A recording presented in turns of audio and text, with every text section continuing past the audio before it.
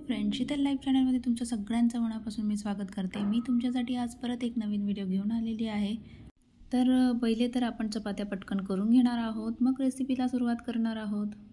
तर आता आपण चपात्या करतोच आहे, तर मी चपात्यांची छोटीशी टिप देणार आहे तुम्हाला।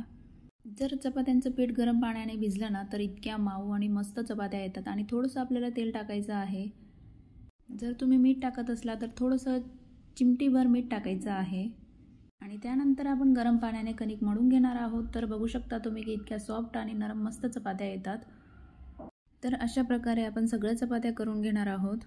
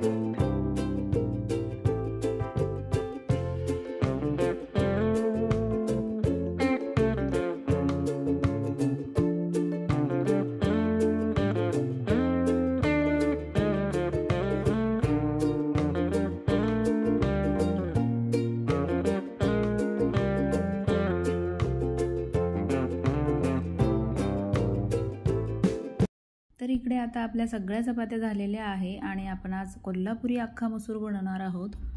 तर साधा सिंपल आहे। आपण कांदा, टोमॅटो, हिरवी मिरची कट करून तेलात परतवून घेणार आहोत आणि त्याच्यामध्ये आपण अख्खा मसूर मसाला टाकणार आहोत। एकदम सोपी पद्धत आहे। तर हा मसाला तुम्हाला कुठेही कोणत्याही शॉपमध्ये भेटू शकतो। अख्खा कोल्हापुरी मसाला त्यांना मागायचा। तर कढईमध्ये चांगलं तेल सुटोस्तर आपण त्याला परतवून घेणार आहोत।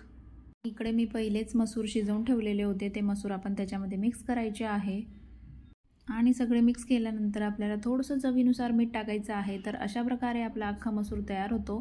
याच्यात आपण कोथिंबीर टाकली तरी चालते। तर असा मसूर नक्की बनवून बघा, खूप झटपट होतो आणि खूप छानही लागतो। घरच्या घरी हॉटेलसारखी टेस्ट पण येते। आणि माझ्या अख्ख्या मसूरची रेसिपी तुम्हाला जर आवडली असेल तर कमेंटमध्ये नक्की सांगा आणि लाईक, शेअर, सबस्क्राईब करायला विसरू नका फ्रेंड्स। बाय।